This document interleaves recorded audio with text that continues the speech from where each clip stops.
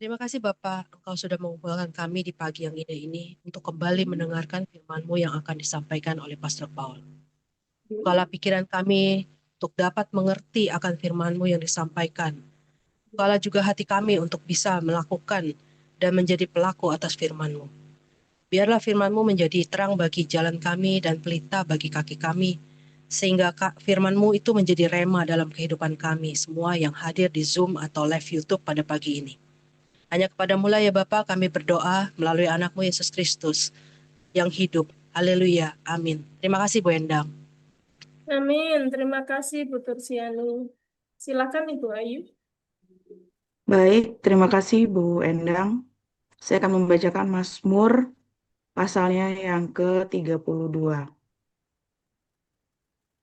Dari Daud, nyanyian pengajaran.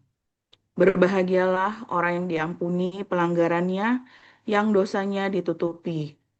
Berbahagialah manusia yang kesalahannya tidak diperhitungkan Tuhan dan yang tidak berjiwa penipu.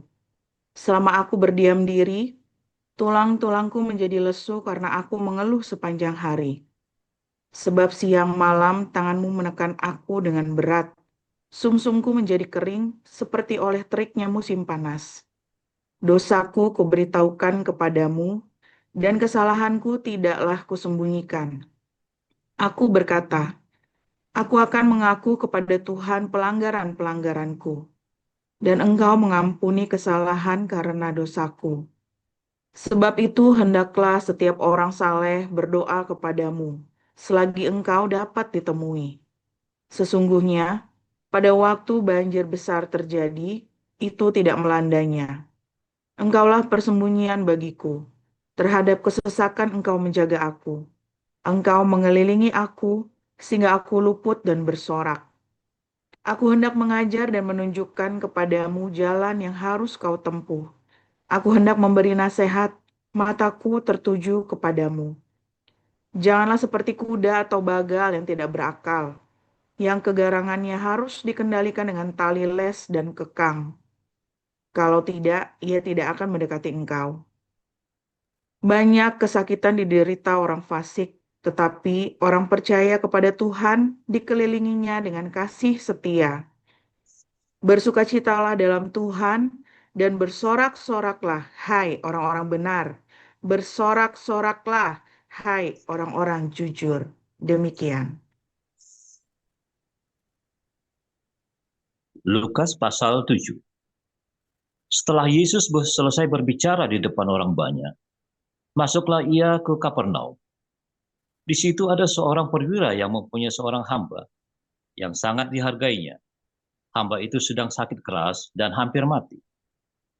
Ketika perwira itu mendengar tentang Yesus, ia menyuruh beberapa orang tua-tua Yahudi kepadanya untuk meminta supaya ia datang dan menyembuhkan hambanya. Mereka datang kepada Yesus dan dengan sangat mereka meminta pertolongannya, katanya, ia layak engkau tolong, sebab ia mengasihi bangsa kita dan dialah yang menanggung pembangunan rumah ibadat kami. Lalu Yesus pergi bersama-sama dengan mereka. Ketika ia tidak jauh lagi dari rumah perwira itu menyuruh sahabat-sahabatnya untuk mengatakan kepadanya, Tuan, janganlah bersusah-susah, sebab aku tidak layak menerima Tuan di dalam rumahku. Sebab itu aku juga menganggap diriku tidak layak untuk datang kepadamu.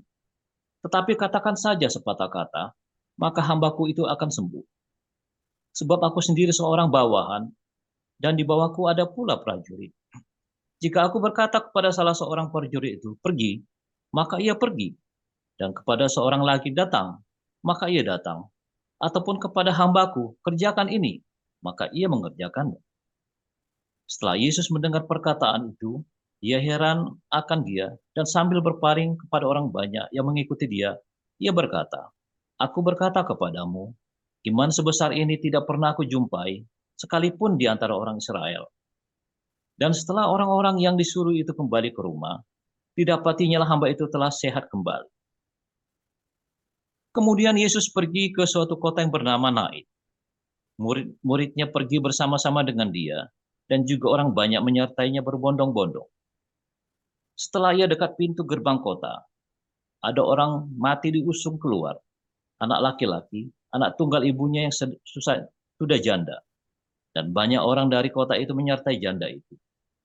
Dan ketika Tuhan melihat janda itu, tergeraklah hatinya oleh belas kasihan. Lalu ia berkata kepadanya, "Jangan menangis." Sambil menghampiri usungan itu, ia menyentuhnya. Dan sedang para pengusung berhenti, ia berkata, "Hai anak muda, aku berkata kepadamu, bangkitlah." Maka bangunlah orang itu dan duduk, dan mulai berkata-kata. Dan Yesus menyerahkannya kepada ibunya. Semua orang itu ketakutan, dan mereka memuliakan Allah sambil berkata, "Seorang nabi besar telah muncul di tengah-tengah kita, dan Allah telah melawat umatnya." Maka tersiarlah kabar tentang Yesus di seluruh Yudea dan di seluruh daerah sekitarnya. Ketika Yohanes mendengar kabar tentang segala peristiwa itu dari murid-muridnya, ia memanggil 2 orang dari antaranya dan menyuruh mereka bertanya kepada Tuhan, "Engkaukah yang akan datang itu, atau haruskah kami menantikan seorang lain?" Ketika kedua orang itu sampai kepada Yesus, mereka berkata, "Yohanes Pembaptis menyuruh kami bertanya kepadamu, Engkaukah yang akan datang itu, atau haruskah kami menantikan seorang lain?" Pada saat itu Yesus menyembuhkan banyak orang dari segala penyakit dan penderitaan dan dari roh jahat, dan ia mengaruniakan penglihatan kepada banyak orang buta. Dan Yesus menjawab mereka, "Pergilah dan katakanlah kepada Yohanes apa yang kamu lihat dan kamu dengar. Orang buta melihat, orang lumpuh berjalan, orang kusta menjadi tahir, orang tuli mendengar, orang mati dibangkitkan, dan kepada orang miskin diberitakan kabar baik. Dan berbahagialah orang yang tidak menjadi kecewa dan menolak aku." Setelah suruhan Yohanes itu pergi, mulai Yesus berbicara kepada orang banyak itu tentang Yohanes. "Untuk apakah kamu pergi ke padang gurun? Lihat bulu yang digoyangkan angin kian kemari. Atau untuk apakah kamu pergi? Melihat orang yang berpakaian halus, orang yang berpakaian indah dan hidup mewah, tempatnya di istana raja. Jadi untuk apakah kamu pergi? Melihat nabi? Benar. Dan aku berkata kepadamu, bahkan lebih daripada nabi. Karena tentang dia ada tertulis, lihatlah, aku menyuruh utusanku mendahului engkau. Ia akan mempersiapkan jalanmu di hadapanmu. Aku berkata kepadamu, di antara mereka yang dilahirkan oleh perempuan, tidak ada seorang pun yang lebih besar daripada Yohanes. Namun yang terkecil dalam kerajaan Allah lebih besar daripadanya." Seluruh orang banyak yang mendengar perkataannya termasuk para pemungut cukai mengakui kebenaran Allah. Karena mereka telah memberi diri dibaptis oleh Yohanes. Tetapi orang-orang Farisi dan ahli Taurat menolak maksud Allah terhadap diri mereka. Karena mereka tidak mau dibaptis oleh Yohanes. Kata Yesus, "Dengan apakah akan kuumpamakan orang-orang dari angkatan ini? Dan dengan apakah mereka itu sama? Mereka itu seumpama anak-anak yang duduk di pasar dan yang saling menyerukan, 'Kami meniup seruling bagimu, tetapi kamu tidak menari. Kami menyanyikan kidung duka, tetapi kamu tidak menangis.' Karena Yohanes Pembaptis datang, ia tidak makan roti dan tidak minum anggur. Dan kamu berkata, ia kerasukan setan. Kemudian anak manusia datang, ia makan dan minum. Dan kamu berkata, lihatlah, ia seorang pelahap dan peminum, sahabat pemungut cukai dan orang berdosa. Tetapi hikmat dibenarkan oleh semua orang yang menerimanya." Seorang Farisi mengundang Yesus untuk datang makan di rumahnya. Yesus datang ke rumah orang Farisi itu lalu duduk makan. Di kota itu ada seorang perempuan terkenal sebagai seorang berdosa. Ketika perempuan itu mendengar bahwa Yesus sedang makan di rumah orang Farisi itu, datanglah ia membawa sebuah buli-buli pualam berisi minyak wangi. Sambil menangis, ia pergi berdiri di belakang Yesus dekat kakinya, lalu membasuh kakinya itu dengan air matanya dan menyekanya dengan rambutnya. Kemudian ia mencium kakinya dan meminyakinya dengan minyak wangi. Ketika orang Farisi yang mengundang Yesus melihat hal itu, ia berkata dalam hati, "Jika ia ini nabi, tentu ia tahu siapakah dan orang apakah perempuan yang menjamahnya ini. Tentu ia tahu bahwa perempuan itu adalah seorang berdosa." Lalu Yesus berkata kepadanya, "Simon, ada yang hendak kukatakan kepadamu." Saud Simon, "Katakanlah guru." Ada 2 orang yang berhutang kepada seorang pelepas uang. Yang seorang berhutang 500 dinar, yang lain 50. Karena mereka tidak sanggup membayar, maka ia menghapuskan hutang kedua orang itu. "Siapakah di antara mereka yang akan terlebih mengasihi dia?" Jawab Simon, "Aku kira dia yang paling banyak dihapuskan hutangnya." Kata Yesus kepadanya, betul pendapatmu itu. Dan sambil berpaling kepada perempuan itu, ia berkata kepada Simon, engkau lihat perempuan ini. Aku masuk ke rumahmu, namun engkau tidak memberikan aku air untuk membasuh kakiku. Tetapi dia membasuh kakiku dengan air matanya dan menyekannya dengan rambutnya. Engkau tidak mencium aku, tetapi sejak aku masuk, ia tiada henti-hentinya mencium kakiku. Engkau tidak meminyakiku kepalaku dengan minyak, tetapi dia meminyakinya di kakiku dengan minyak wangi. Sebab itu aku berkata kepadamu, dosanya yang banyak itu lebih diampuni, sebab ia telah banyak berbuat kasih, tetapi orang yang sedikit diampuni, sedikit juga ia berbuat kasih. Lalu ia berkata kepada perempuan itu, dosamu telah diampuni. Dan mereka yang duduk makan bersama dia berpikir dalam hati mereka, siapakah ia ini sehingga ia dapat mengampuni dosa?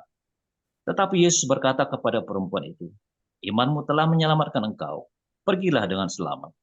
Demikian firman Tuhan. Ya, tapi kalau ditungguin setengah jam berhentinya, kalau dilanjutin, saya telat juga.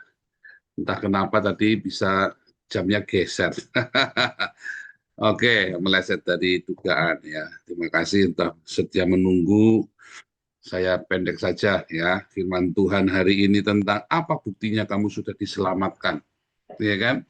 Sebetulnya kan simpel tadi ya, firman Tuhan sudah jelas. Saya kan sering bilang ya, sebetulnya kamu nih hari ini ada di Hades apa di Paradise, kamu ini ada di dunia orang mati apa di surga, itu kamu tahu. Sebelum kamu mati, hari ini kamu tuh sudah ngerti kamu tuh lagi di surga apa di dunia orang mati. Kalau hidupmu tiap hari ngeluh, sambat terus ya, kamu tak jamin hidupmu di dunia orang mati. Mati pun kamu masuk dunia orang mati, percaya enggak kamu? Kalau kamu tiap hari sambat, waduh, aku tiap hari ngeluh, tak jamin kamu mati masuk ke dunia orang mati. Lawang kamu masih hidup saja, kamu sudah hidupnya banyak penderitaan begitu kok. Bukan badanmu menderita, bukan ketombenan apa kayak saya ini lagi gatel kepalanya dia. Bukan. Tapi ketika haleluya, Tuhan Yesus baik. Ya kan?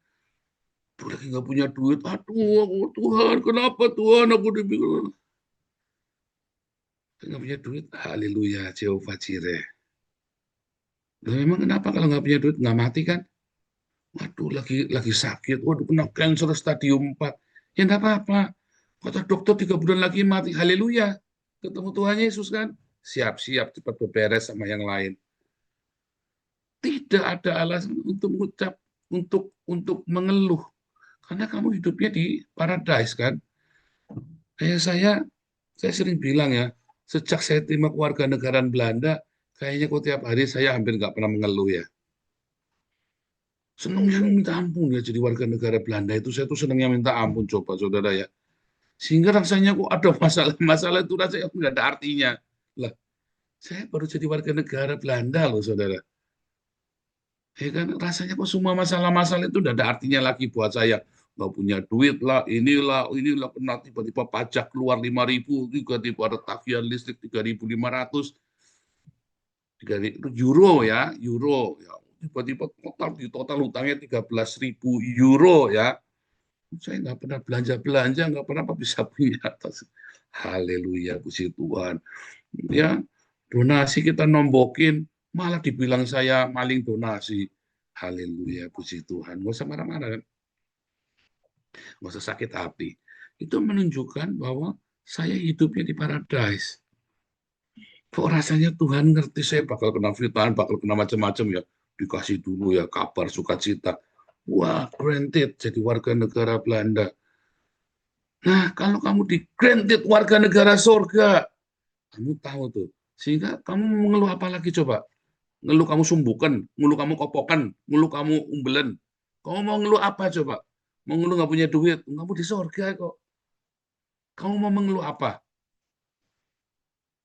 Apa yang mau kamu keluhkan? Kena cancer, langsung kena cancer badannya, jiwa saya langsung masuk surga, haleluya.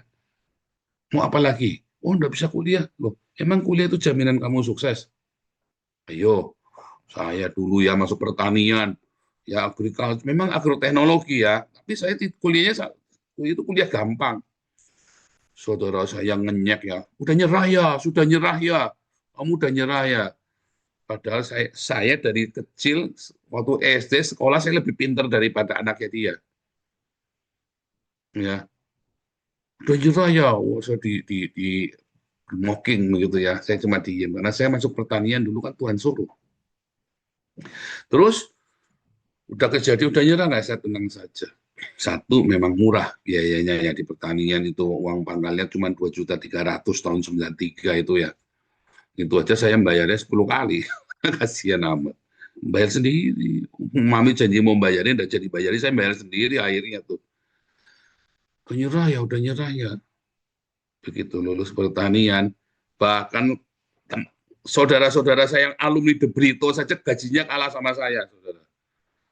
Ya, yang saudara-saudara saya yang alumni De Brito saja, yang alumni dari luar negeri saja gajinya kalah sama saya. Saya begitu dulu pertanian, dari pertanian UKSW, saudara ya. Artinya apa? Apakah sekolah itu jaminan?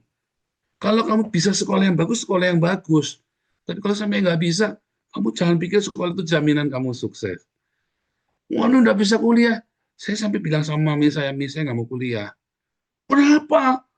Aku mau kerja aja. Aku nggak mau nanti mami sampai ngutang-ngutang kemana-kemana gara-gara sekolah, saya nggak mau, Mi. Saya komplain karena saya pernah dimaki-maki di pinggir jalan sama saudara saya gara-gara mami saya banyak utang ya. Dan saya nggak mau ngutang-ngutang nih. Saya nggak mau. Akhirnya mami bohongin saya ya. Tuh nanti gampang. Nanti mami sudah punya uang buat kamu sekolah.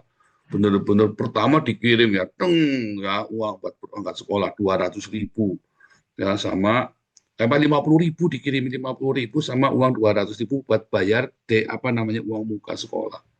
Dibohongin saya, saudara. Udah nyampe nggak pernah dikirim lagi, saudara. Matilah, nggak pernah dikirim lagi. Tapi sudah telanjur sekolah, saya udah telanjur di Salatiga, coba bayangin. Wah, saya jibaku, saudara ya, sendirian kerja apa segala macam di Salatiga. Datang ini ke sekolahnya Salatiga ya, nggak bisa kerja ya. Jadi saya ngeles-ngelesin jadi ASN segala macam. Tapi masih kalau pikir ya, apa harus sekolah? Enggak, saudara. Enggak harus sekolah. Tapi kalau kamu bisa sekolah, sekolahlah. Untung sekarang kita ada Embun Pagi ya. Untung, jangan khawatir, sekolah. Kita ada beasiswa, apa segala macam. Jangan takut, saudara ya. Bahkan kita lagi mikirkan bagaimana anak-anakmu bisa pikir ke Belanda.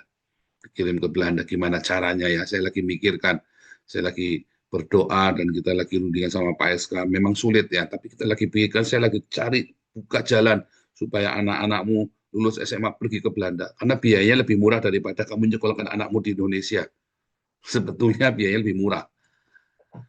Tapi intinya, saudara ya, itulah membuktikan kamu tuh nggak usah mengeluh kalau nggak bisa sekolah, nggak usah mengeluh kalau kamu nggak punya pekerjaan.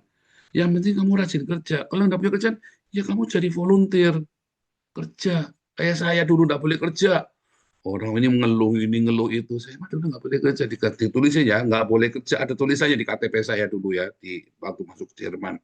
Ya sudah, saya volunteer. Saya kerja sukarela. Di Belanda masuk ditulis lagi nggak boleh kerja. Ada ya pertama kali dulu. Kalau sekarang sudah beda ya. Terus saya pergi ke panti anak cacat. Saya ngeliat pertama si Ana ya, istri saya, ngeliat, loh kamu bisa ya? Aku juga mau, aku nggak mau nganggur soalnya kan. Kerja. Nggak taunya gara-gara saya kerja di situ, nama saya harum, saudara. Begitu saya ajuin warga negara, langsung lolos. 3 tahun saya kerja nggak digaji ya. 3 tahun saya kerja nggak digaji di panti asuhan anak cacat. Aduh, sebentar ini mau mati lagi nih infonya.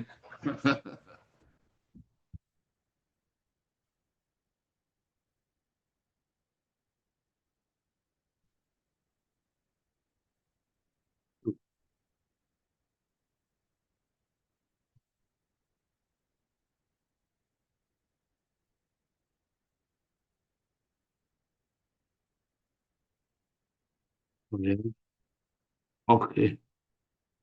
Ya.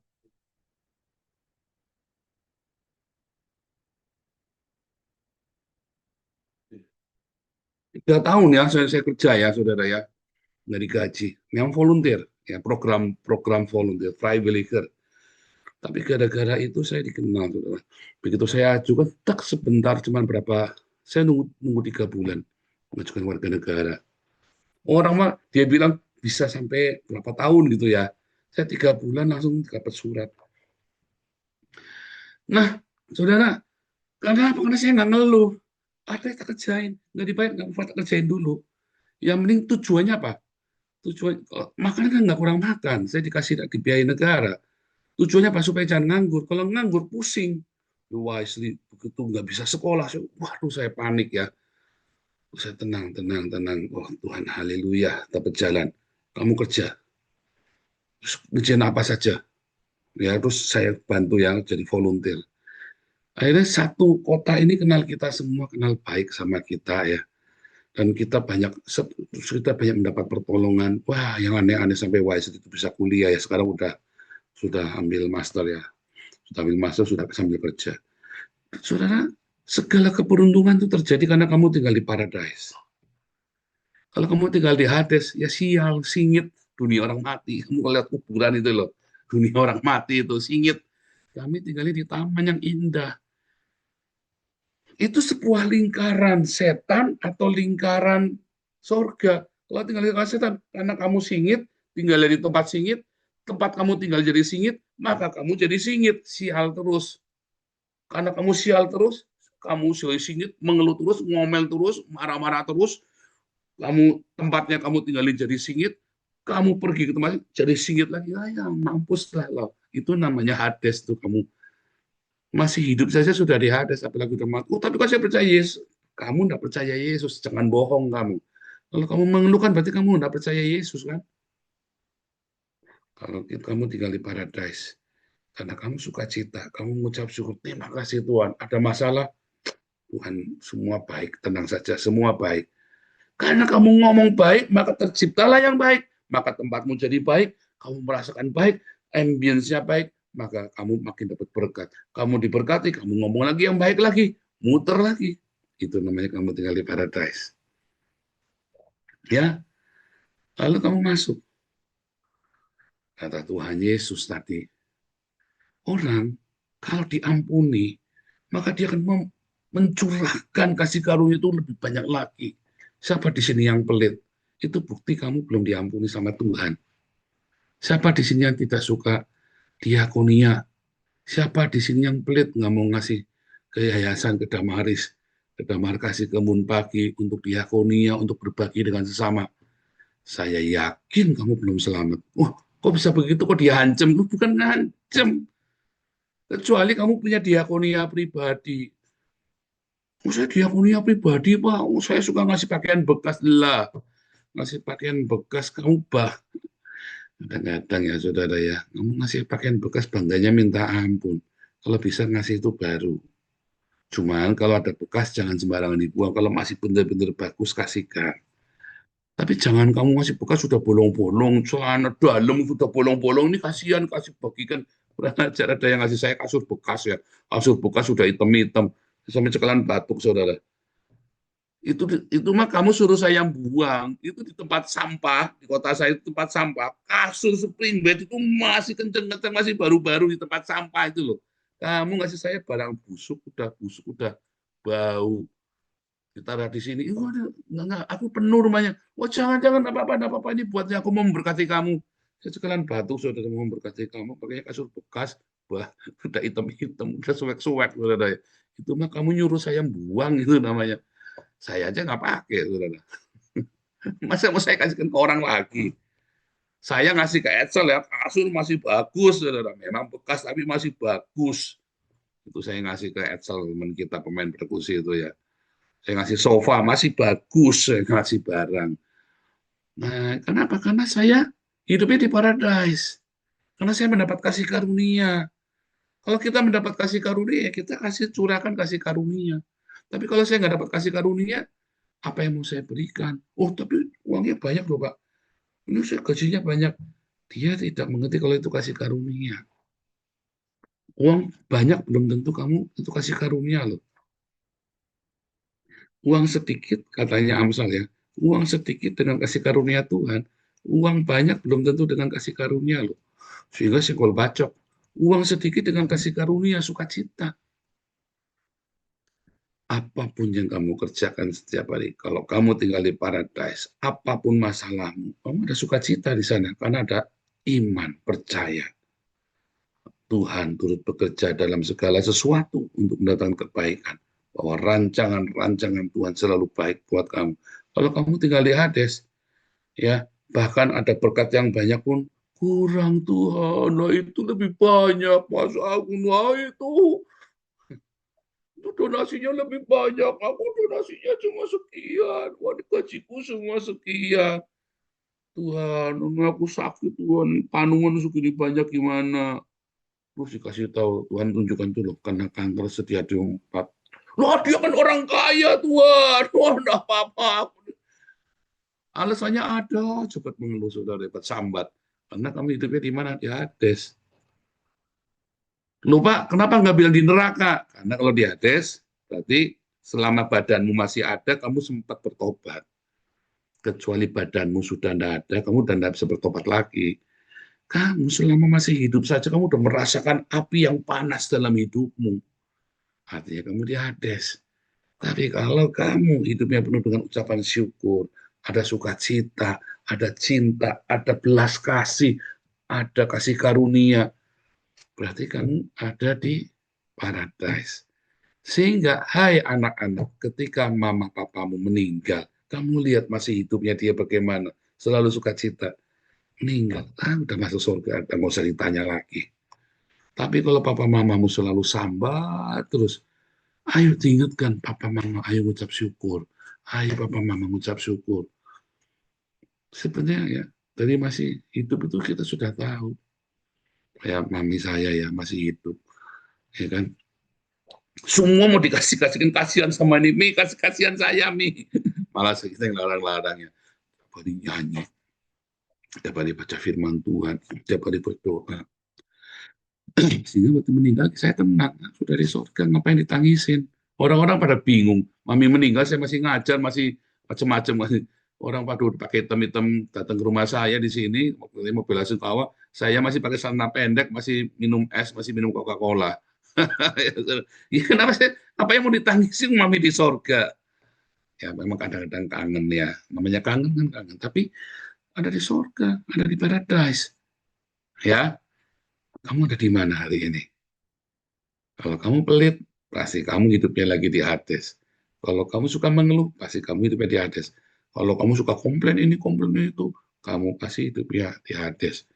Tapi kalau kamu mengucap syukur, walaupun kamu kena cancer stadium 4, walaupun kamu nggak punya sekalipun kambing domba terhalau dari kandang, ya kan? Pohon anggur tidak menghasilkan, kata Habakuk, aku akan tetap beria-ria di dalam Tuhan.